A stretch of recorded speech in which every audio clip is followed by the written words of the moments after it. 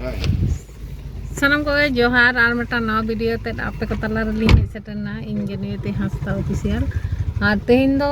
ᱢᱤᱫᱴᱟᱝ ᱚᱱᱚᱞᱤᱭᱟᱹ মহাদেব হাঁসদা উনিয়া ᱚᱲᱟᱜ ᱦᱮᱡ ᱥᱮᱴᱮᱨ ᱦᱩᱭᱱᱟ ᱦᱚᱭ ᱜᱟᱹᱰᱤ ᱠᱷᱚᱱ ᱱᱤᱛᱚᱜ ᱫᱚ ᱟᱬᱜᱚᱱ ᱦᱩᱭᱩᱜ ᱠᱟᱱᱟ ᱦᱚᱭ এই গাড়িটা তাহলে এইখানে গাড়ি ᱠᱷᱚᱱᱟᱜ ᱟᱬᱜᱚ ᱦᱩᱭᱱᱟ ᱦᱚᱭ ᱟᱨ ᱚᱲᱟᱜ ᱥᱮᱴᱮᱨ ᱦᱩᱭ ᱠᱟᱱᱟ ᱟᱨ ᱥᱟᱢᱟᱝ ᱨᱮ ᱦᱚᱭ ᱟᱹᱰᱤ ᱢᱟᱨᱟᱝ ᱱᱚᱰᱮ ᱧᱮᱞᱮ ᱛᱟᱭ ᱟᱨ ᱱᱚᱣᱟ ᱫᱚ ᱵᱟᱸᱫᱣᱟᱱ ᱵᱟᱥ ᱥᱴᱮᱱᱰ ᱠᱟᱱᱟ ᱚᱱᱟ ᱥᱩᱨ ᱨᱮᱜᱮ ᱱᱚᱣᱟ ᱚᱲᱟᱜ ताई दो आदो उनी देखी तीना गान समय हुई तीना गान चलका उनिया कटी रपड़ माने गारमारा हाता हुआ उनी चेक कोई कामी करा उनिया जीवन रेना ये हाता हुई लगे और दमे होय और होय नंको कटी रिमिल करा दाग जानी हिजुआ ओनागे ताले चलो उनी सलाम कटी बन रपड़ा और उनी जीवन रेना कथा बन आंजम ताया आज चेक कामी करा ताले बोला लेंगे ठीक है orang kau ketik le rakak kan ठीक ठीक है एकदम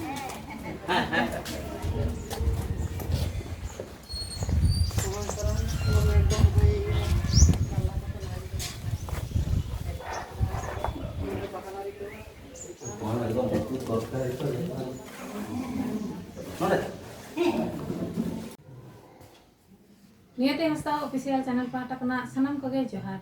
आ तेहिन दाड़ा दाड़ा ते हेय होय कना ना पुरुलिया जिला रेना बांदवान और नवा बांदवान रेगे मिद न्यूमुरु ओनलिया तेतरे पाथाम रिनि सासा पड़े मानतान महादेव हांसदा तो उनिया मचा खन गे मिद बार कथा बन आंजमा नवा पुथि बाकराते आ तिना गान ऑलबेल कदाय ओना को तिना गाने कामी कदा और उनिया जीवन कहानी ओना कोन आंजमा चलो ताहले आया मचा खन को बन आंजमा जोहार सनम कोगे और तेहन मेटांग ओनलिया ठेन हेज हुई कना नवा दो पुरुलिया बांदवान कना आरकी पुरुलिया जिला बांदवान को लिया नवा दो आरकी और नोंडे गे जहां ओनलिया ठेन सेटर हुई कना उनी दो जतो बन ठिकैया और नेल कादेया बन और उनी दो कना महादेव हांसदा गमके और उनिया माने नित हाबिते तिना ऑलबेल कदाय पुथि पथाम को और नवा तेतरे पाथाम नि हो सासा पढ़ाई कनाय और उनिया उचा खन के बन आजमा नित हाबिते तिना एंते पुथि पथाम को उछल सदर करतेया से तिना आरो मेना गेताया और उनिया जानाम बिटे ओकार ताय तो उनी सला बन उपरुम आ चलो तो उनिया नोंडे जहारे ताहन कना ओंडे हेज हुई कना और चलो उनी सला उपरुम लागे जोहार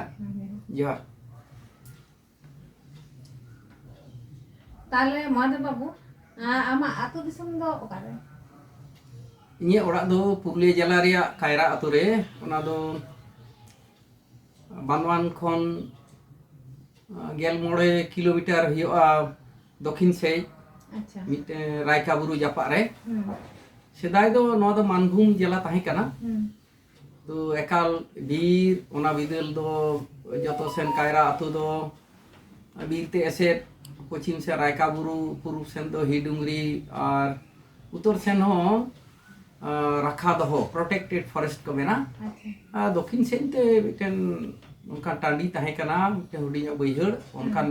ठाव रे कायरा आतु ताले आमा ओलक पढ़ा दो ओना बिदल दो आले आतु दो स्कूल दो मान ताहे कना आदो आरो दक्षिण से रायका बुरु जापा रे घागरा आतु रे मिद किसिन होड़ जमीदार उनिया पाठशाला ताहे कना ओंडे गे इहो को भेजा ले दिया और ओतरे खड़ी मठित को ओलादीन तहन ओ आर सोय दिगोय उनका कते ये एतहब दो होय लेना अच्छा मेनखान ओना पाठशाला दो बेसरकारी ताहे कना बंदोयन खान तायमते कुमड़ा प्राइमरी स्कूल रे इहि चढ़ेना और ओंडे खन गे ये प्राइमरी दो पढ़ाव करा तायमते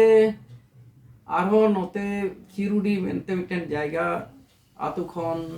5 किलोमीटर बीर हरते सेनो हुआ ओंडे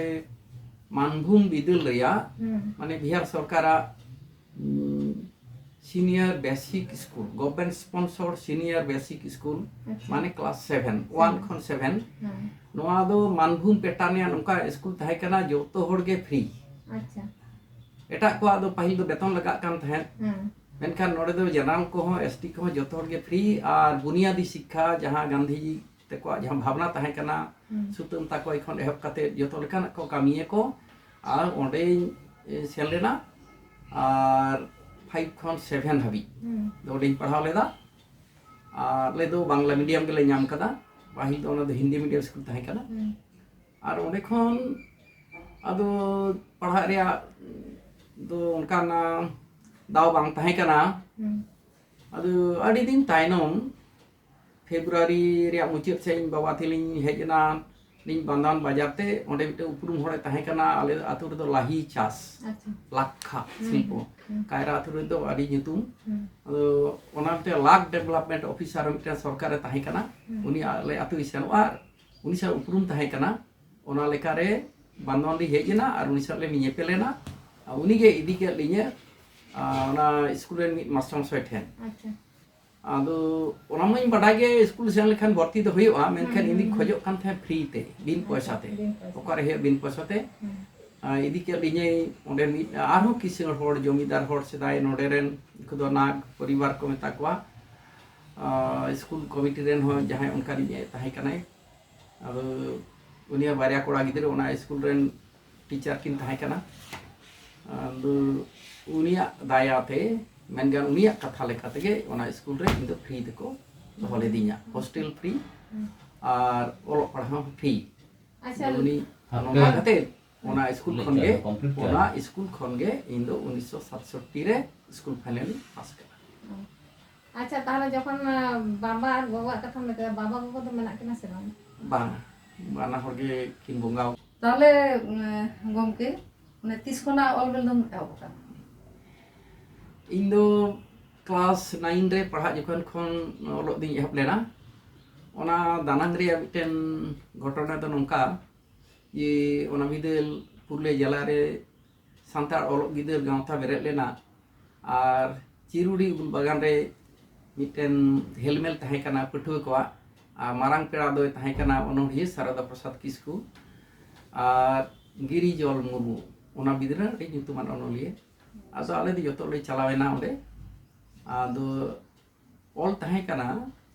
ये पारसी और सामहे चेतान रे उनके निके रोड़ा साउते मिटेन पठुई तहे कना निरंजन सोरेन अड़ी कहानी को ओले तहे उन जखन चेत दो पारसी गो पारसी दो चेत नोना कथा लई जखन अबरन ओनोडिया शारदा प्रसाद किस्कू मिटेन कहानी लई केदा एंदा पुरुलिया सेन लेना उनकन ओड़ा इन रुवाड़ कना मान बाजार हाबी हे इनखान अदो गाड़ी बाड़ीना बांको जुत दाड़ेदा आ लोलो सितुंग दिन आदो ताड़ाम कदाले कारहो हर बानु दा को तो बानुआ ओना समय दो टीवेल को कुई को पुरले जरा दम को बांग थाय कना एनका ताड़ाम का जहां रे मिटन जायगा ले नेल केदा ओड़ा नेलक कना आड़ी चेहरा को पोताव कदा पुंड गे लेली बिची लिखन गढ़न आमेना ओना तो संताल ओड़ा कना नेल तेगे मन होय कना ओंडे सेन के दा ए कोय केत को आदो उनको दो दा बांग एम कते दा माडी को एमादिया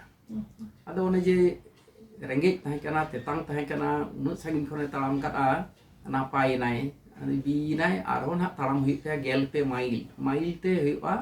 गेलपे माइल उन संगी मान बाजार खन दन कटवा ताड़ाम हुई ते आदे वेंदा ए मासे ये जानम रोड ती रोड के रहते थे दा बांग एम कते दा बड़ी को मादी यदि बांग्ला ती रोड किया ताहले खान दो इन दो दा के को मई किया नो ही ना जानम रोड आदो इनसे मिटेन सेरिंग केदान रेंगे रे तेतांग रे एमो रे अतांग रे जानम रोड ते रोड जंग रोड दो जुदा गया जानम रोड बेगोर उकुरताम डोगोर इन्या जीवी ओहे राड़ी किया जानम रोड दो जुदा गया जीवी रे लगोना ओहिना जानम रोड ओना ताय आरो सेरिंग ला थन तो जानम रोड दी कते पारसी पोहा देबन जतन हराय पारसी लगे जीवी जदी चला एंते रहो बांग ते बन आला पारसी पोहा देबन जतन हराय नोना भावना मने रे नोंका हेजना जे ओना खन के मिदिन मने रे इन हिजोला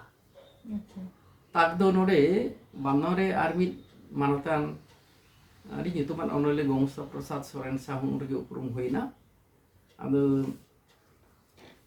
ᱩᱱᱤᱜᱮ ᱵᱟᱸᱫᱣᱟᱱ ᱨᱮᱭᱟᱜ ᱡᱚᱱᱚᱥᱚᱝᱡᱳᱜᱽ ᱜᱨᱚন্থাগার ᱱᱚᱣᱟ লাইব্রেরি ᱨᱮᱦᱚᱸ মেম্বার ᱠᱟᱫᱤᱧ ᱛᱟᱦᱮᱸᱫ ᱟᱨ ᱦᱚᱲ ᱥᱚᱝᱵᱟᱫ ᱯᱚᱪᱷᱤᱢ ᱵᱟᱝᱞᱟ ᱚᱱᱟᱠᱤᱱ ᱨᱮᱱ ᱦᱚᱸᱭ ᱜᱨᱟᱦᱚᱠ ᱠᱟᱫᱤᱧ ᱛᱟᱦᱮᱱᱟ ᱟᱫᱚ ᱵᱩᱡᱽ ᱛᱤᱭᱳᱜ ᱠᱮᱫᱟᱭ ᱤᱧ ᱦᱚᱧ ᱚᱞᱟ ᱠᱷᱟᱱ ᱩᱱᱤ ᱚᱞ ᱠᱚᱭ ᱧᱮᱞ ᱠᱟᱛᱤᱧᱟ ᱟᱨ ᱧᱮᱞ ᱠᱟᱜ ᱛᱤᱧ ᱛᱟᱦᱮᱱᱟ ᱱᱚᱣᱟ ᱫᱚ ᱠᱩᱞ ᱜᱟᱱᱚᱜᱼᱟ ᱱᱚᱣᱟ ᱫᱚ ᱱᱚᱰᱮ ᱠᱩᱞ ᱢᱮ ᱱᱚᱣᱟ ᱫᱚ ᱦᱚᱲ ᱥᱚᱝᱵᱟᱫ ᱨᱮ ᱠᱩᱞ ᱢᱮ ᱦᱚᱲ ᱥᱚᱝᱵᱟᱫ ᱟᱨ ᱚᱱᱠᱟ ᱞᱮᱠᱟᱨᱮ ᱤᱧᱟᱹᱜ ᱯᱟᱹᱦᱤᱞ ᱩᱛᱟᱹᱨ ᱚᱞ ᱫᱚ ᱦᱚᱲ ᱥᱚᱝᱵᱟᱫ ᱨᱮ ᱪᱷᱟᱯᱟᱭᱮᱱᱟ 1968 ᱥᱟᱞ ᱨᱮ ᱚᱱᱟ ᱵᱤᱫᱟᱹᱞ ᱵᱤᱦᱟᱨ ᱥᱚᱨᱠᱟর ᱦᱚᱲ ᱥᱚᱝᱵᱟᱫ ᱨᱮ ᱥᱮᱨᱢᱟ ᱨᱮ ᱵᱟᱨᱭᱟ ᱠᱷᱟᱥ ᱞᱮᱠᱷᱟ ᱥᱯᱮᱥᱟᱞ ᱤᱥᱩ ᱩᱰᱩᱠᱚᱜᱼᱟ ᱢᱤᱫᱴᱮᱱ ᱫᱚ ᱯᱷᱩᱨᱜᱟᱹᱞ ᱢᱟᱦᱟ ᱚᱱᱟ ᱫᱚ ᱠᱚ ᱧᱩᱛᱩᱢᱟᱜ ᱛᱟᱦᱮᱸ ᱠᱟᱱᱟ 15 আগস্ট ᱦᱤᱞᱳᱜ ᱟᱨ ᱢᱤᱫᱴᱮᱱ ᱫᱚ ᱫᱤᱥᱚᱢ ᱦᱚᱲᱟᱜ ᱨᱟᱡᱽ ᱫᱤᱱ ᱞᱮᱠᱟ ᱠᱚ ᱢᱮᱛᱟᱜ ᱠᱟᱱ ᱛᱟᱦᱮᱸ 26 ᱡᱟᱱᱩᱣᱟᱨᱤ ᱥᱯᱮᱥᱟᱞ ᱤᱥᱩ ᱟᱫᱚ ᱤᱧ ᱫᱚ 68 ᱨᱮᱭᱟᱜ ᱚᱱᱟ ᱫᱤᱥᱚᱢ ᱦᱚᱲᱟᱜ ᱨᱟᱡᱽ ᱫᱤᱱ ᱚᱱᱟ ᱥᱯᱮᱥᱟᱞ ᱤᱥᱩ ᱨᱮ ᱢᱤᱫᱴᱟᱝ ᱚᱱᱚᱬᱦᱮ ᱪᱷᱟᱯᱟᱭᱮᱱᱟ ᱜᱤᱫᱽᱨᱟᱹᱣᱟᱜ ᱠᱩᱠᱞᱤ ᱚᱱᱟ ᱜᱤᱛᱤᱧ ᱯᱟᱹᱦᱤᱞ ᱚᱞ ᱛᱟᱭᱚᱢ ᱛᱮᱫᱚ ᱚᱱᱟ ᱵᱟᱹᱭ ᱵᱟᱹᱭᱛᱮ ᱟᱫᱚ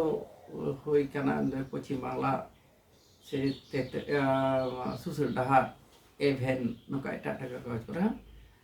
ᱚᱞ ᱤᱫᱤ ᱠᱟᱫᱟ ᱛᱤᱧ ᱮᱛᱚᱦᱚᱵ ᱫᱚ ᱱᱚᱝᱠᱟ ᱠᱟᱛᱮ ᱚᱱᱮ ᱩᱱ ᱠᱷᱚᱱ ᱤᱧᱟᱹᱜ ᱡᱤᱭᱚᱱ ᱨᱮᱱ ᱚᱱᱮ ᱩᱱ ᱠᱷᱚᱱ ᱤᱧᱟᱹᱜ ᱡᱤᱭᱚᱱ ᱨᱮᱱ ᱫᱚ ᱡᱮ ᱥᱟᱨᱚᱫᱟ ᱯᱨᱚᱥᱟᱫ ᱠᱤᱥᱠᱩ ᱜᱮ ᱤᱧᱟᱹᱜ ᱡᱤᱭᱚᱱ ᱨᱮᱱ ᱫᱚ ᱯᱷᱨᱮন্ড ᱯᱷᱤᱞᱳᱡᱚᱯᱷᱟর ᱨᱮᱱ ᱜᱟইড ᱥᱟᱶᱛᱮ ᱮᱠᱫᱚᱢ ᱵᱟᱵᱟ ᱫᱟᱹᱠᱷᱤᱞ ᱦᱚᱲ ᱜᱚᱝᱥᱚ ᱯᱨᱚᱥᱟᱫ ᱥᱚᱨᱮᱱ ᱢᱩᱪᱟᱹᱫ ᱫᱤᱱ ᱦᱟᱹᱵᱤᱡ ᱟᱹᱭᱩᱨ ᱠᱟᱫᱤᱧᱟ ᱫᱤᱥᱚᱢ ᱫᱤᱥᱚᱢ ᱢᱤᱫ ᱛᱮᱞᱤᱧ ᱫᱟᱬᱟ ᱠᱟᱫᱟ ᱜᱟᱛᱮ ᱞᱮᱠᱟ ᱛᱚ ᱱᱚᱝᱠᱟ ᱠᱟᱛᱮ ᱜᱮ ᱥᱟᱶᱦᱮᱫ ᱨᱮ ᱦᱮᱡ अच्छा बड़ायले आम दो तेतरे प्रथम सापड़िक कनम 30 को नाम सप्ताह अच्छा बाड़ायले तेतरे प्रथम सापड़िक कनम नवा तो 30 को नाम सप्लाय नवा तेतरे दो चांदोकिया साहित्य सकम कना अक्टूबर 1976 साल खन इन छपड़ावेदा चांदोकिया ओना लहरी लेया जे इंदो पुरुलिया सुसर गांवता 1970 रे बेरेट लेना ओना रिया मिटेन ए चांदोकिया मैगजीन तहे कना सुसर डहार ओना रेन ससापड़ाई दो ओनोडिया सारदा प्रसाद किस्कू तहे कना मेनखान तायमते नोआ उनिया अडी लकाना जे एकेटोणे होतेते ये लका जहां रे तहेना ओंदे खन गेलपे माइल साइन मानबाजार सेन कते पुरुलिया रे प्रेस हिजु सेनो आयमा लेकाना एकेटोणे होतेते बलरामपुर रे जहां सुसुर गांवते रिया शर्मापुर हेलमेल होइना उन समय नवा कमिटी तैयारेना सारदा प्रसाद किस्कू दो सुसुर गांवते रेन प्रेसिडेंट और सेक्रेटरी दो गौंसा प्रसाद सोरेन होइना उनकान दिन रे सारदा प्रसाद किस्कुआ कथा लेकाते से प्रस्ताव लेकाते सुसर डारेन इन को ससापड़े को बचाव के दिया और ओना बिदले तहे काना कथा बाडोही रूपचंद हेम्ब्रम उनी हो इनकम टैक्स पुरुले रे ओना कथा उनी बताव केदाय इन दो एनेगे ना इन हेज काना उन कम उमेर रे कॉलेज पुरु कते इन हेज काना मी बारी ओला तो नुन दुलर इन चेतार हड़ा नुन पतियो काते इन को बचाव ले दिया सुसर डार खान ओना दो चांदोकिया होइना अच्छा ते चांदोकिया कागज जहां ठाकेट ठाकेट ताहे कना चांदोकिया लुचन केदा आ नुना भागे दिन गौंसा प्रसाद सोरेन लेकान ऑर्गेनाइजर पुली जिला रे 16टी थाना रे ओना ब्रांच झिजना आ नोंकान ऑलबेल को अदा आइमा होना को कुसियादा मेनखान आजका गे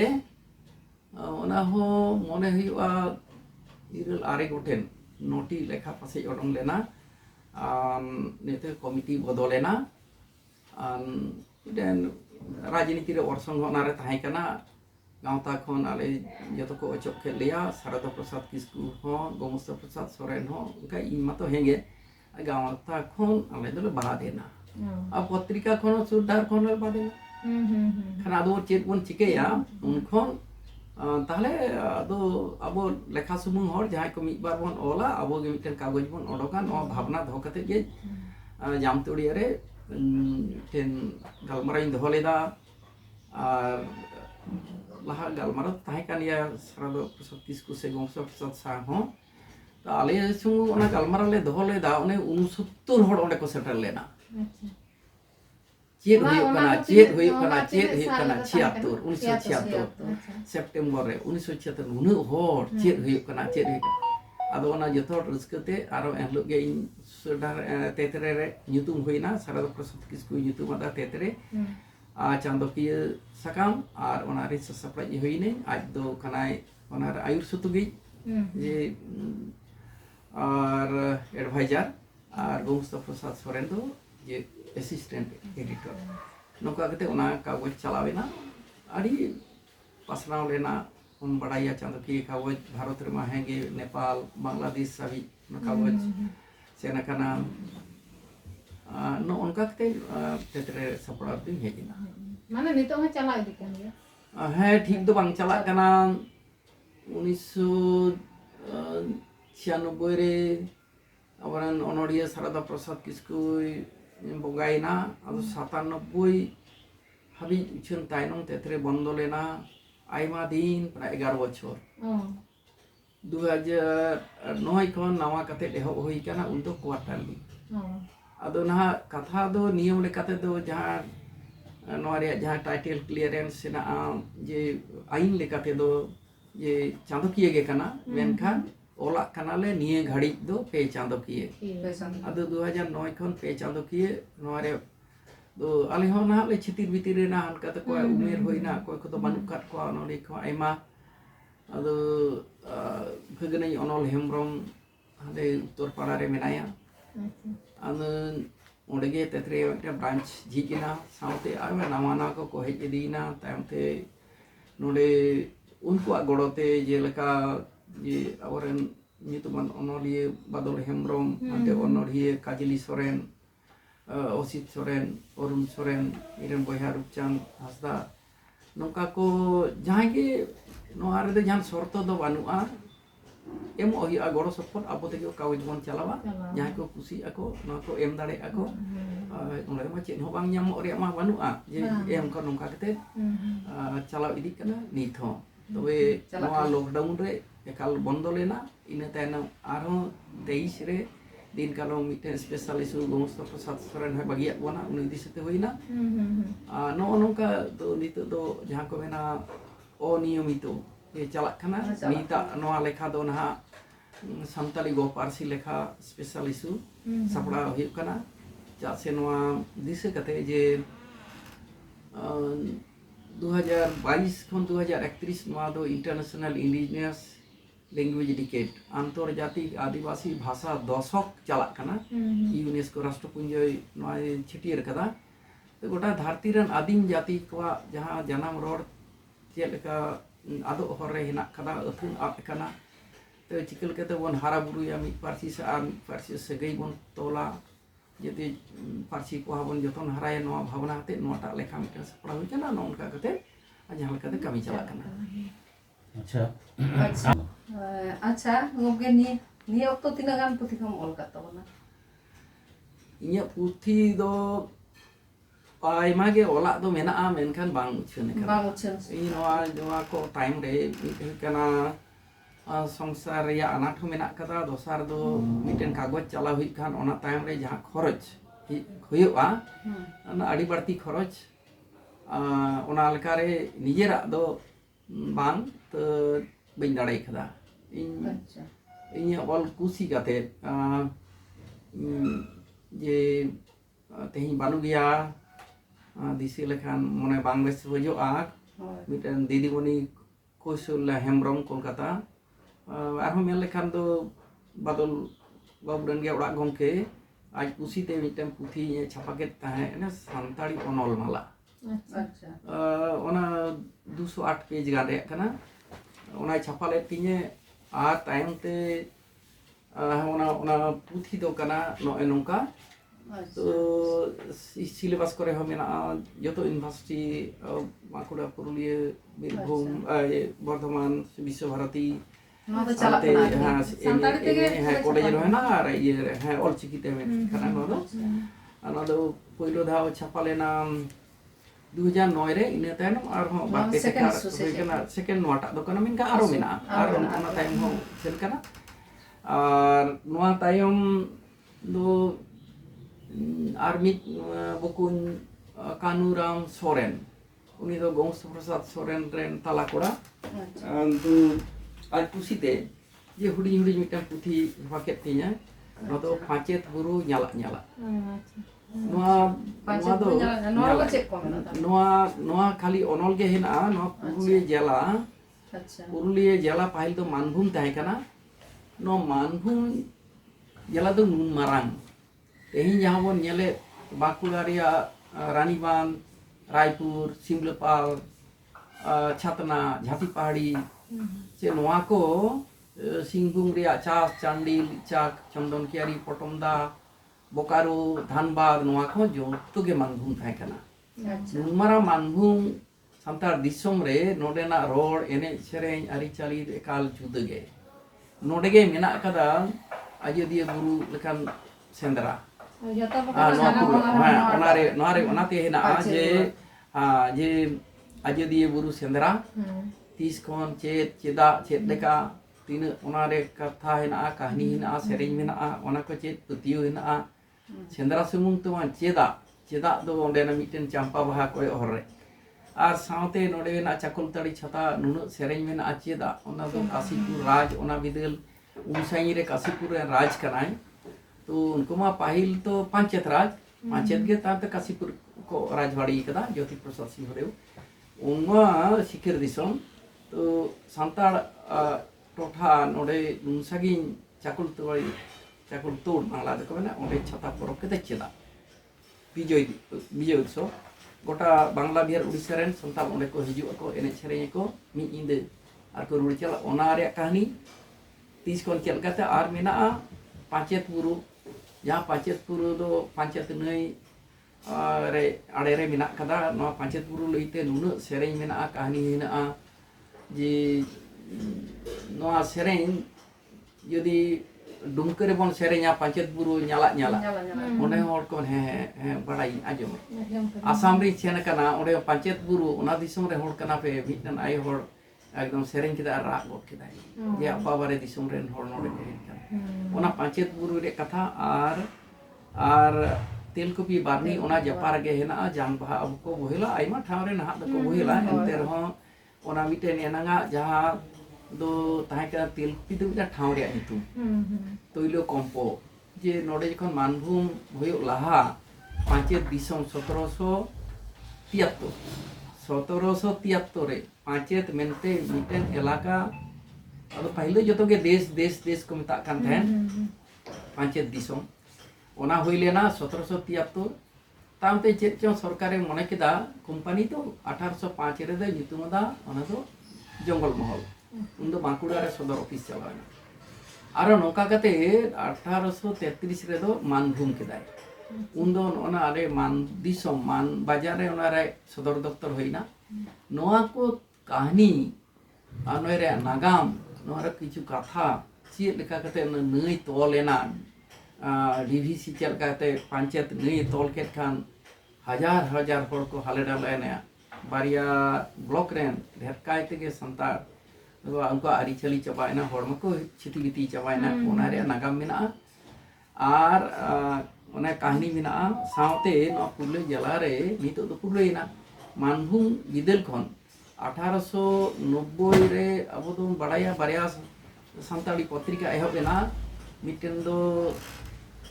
हर कोरेन पेड़ा संताल परगना रिया बेनागड़ी खन जहाँ दो एलओएस ग्रुप सपड़ाव केदा आर मिटेन दो धर्व नोआ मानभूम रिया पुखुरिया मिशन खन ए कैम्बेल डॉक्टर ए कैम्बेल उनी ए कैम्बेल नोडे 40 टी स्कूले झिगलेदा संताली स्कूल ओना बिदल আচ্ছা ओना दो मेता को टुंडी दिसोम संताल कथा लेकाते नय बन गलबार काना मान दिसोम न मान पारम खान तो शिखर दिसोम ओना पारम रे ना सात दिसोम ओनते दो टुंडी दिसोम टुंडी बुरु जहां मेना ओंडे ओना दो ताहे काना ओना पारम खान जुगदी दिसोम संताल पटना चलाना जाय छातना सात दिसम छात्रा जाति पाड़े दो नोआरे कथा नोई लई केदा नोआ को हुडिंग हुडिंग पुथी कना मेनखा नोरे मिटन नागाम साले पांचेत बुरु पांचेत माने जहां को पे नेले तबon खान नोआ एंते इयरे मेना अच्छा आरो मारang गान को आ मेनखा ओंडे हो टाका पैसा रे कथा को हिना बांग मारang हुई लेना आर ये मेल लेखान दो सेदाय या जहां बाहा सेरें ओना तुमल कते छापड़ाव कदा ओना दो नितुम होई कना हेसा मा चोटेरे सेरें रे लाइन तो हेसा मा चोटेरे जागो साइ तु दे दो रागे आदो ओना नितुम तेगे ओना छापा कना आ साथे ओनोडे सारदा प्रसाद किस्कु चिठी को जहां करे ओला एरें कते कोठेन सरकार ठेन आर मायम कठेन तीन लेखाना पत्र साहित्य मेन कते ओना एकेन बुगे बाड़ी कथा सुमुंग दो बानुआ ओना थन कथा सामे रे कथा दिसम रे समाज रे कथा मेना मेनगान ऑक्टो रे दलिल ओना छापड़ाव कदा ओना मिटेन छापास दर कना चिठी सकाम पत्रावली बांग्ला ते हो हिना अदो इने को साथे हुडी हुडी नाको डेली कना दा बांग कना जेमन बरपata दुल दुल और हिना तिलकुपि बारडी बेला नोकना को छापा कना तबे एटा कोई सापड़ाव कना इnya do wing dare kata kan jai ko onkan sapra puthi do inte do che lewa to thenge nongka to hoi kana je onoria sarada prasada kisku age jaha puthi ko aji tahan re hon sapra la unia je leka la hore solomolotong do kahni la hore onore bide beda do aj guru tainom संगीतिका दो संताली बांग्ला तर्जमा समेत और lily बिची दो शिशु और किशोर ओना उमरेन को लगी उनका ना किशोर साहित्य और हिना जुडोसी ओनल माला तो नोआ को ओना हिं छापड़ाव कदा नो दो सारदा प्रसाद उनका के सुनील बरन मुर्मू डाहार अनइके और मिटेन चेक चम दिसे बानुआ साथे प्रोफेसर सुधीर कुमार प्रोफेसर सुधीर मित्रवा मोनेरिया छटकारे नोडे तो बानुगिया बाइरी को हेले गोज कदिया ओना बिदल जागरण सोरेन उनिया उथिन ऑल को ताय kana ओना को सामटाव कते छापड़ा लेदा दो नितुम दो एभेन ओना दो छापा सदर कदा प्रोफेसर सुधीर कोन भूमि अदो नितो ठीक बइन ये किया ले पुरो किया नोंकाना दो थन साउते मिटन कहानी माला संताली कहानी माला दो भारत सरकार साहित्य एकेडमी दिल्ली मेतादी था जे मिटन कहानी संकलन 320 पेज रिया हुयो मा 300 पेज साउते आर 20 पेज दो आमा बार कथा 320 पेज ओना सपड़ावात को ताहेना ᱧᱩᱛᱩᱢ खादे संताली कहानी माला ओना साहित्य एकेडमी दिल्ली छापा सदर कदा नोडे इसमारे पुथि ते बानुआ ओना रेदो बाला बिहार उड़ीसा सामने बरन मारang मरे जहां तीन ओनोलिए को मेना खात को उनको कहानी को रे संकलन कना और उनका लैले कना दो